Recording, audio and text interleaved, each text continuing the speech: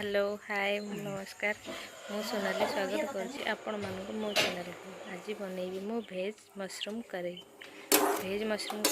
कि मुझे छतु आलू आईटा बिना पियाज रसुण बनाऊँगी। छतु को टिके तेल लुण आ हलदी कंचा पकई भाजी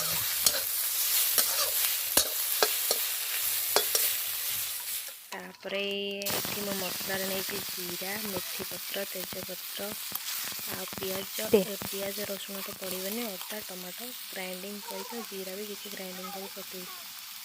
हलदी गुंड तापर मुझे टे लंका गुंड आउ करी पाउडर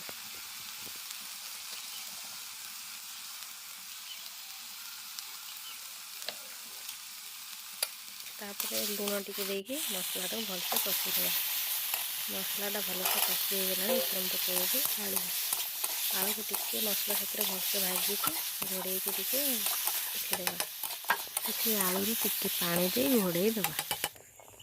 तापर देली छतु आ पानी टिके देकी आलूटा सीझीगला पर मु छतु पकेली छतु हे पड़गला देखो तरकारी फुटिलानी तर होगला रेडी को देखि बहुत बहुत धन्यवाद। Thank you.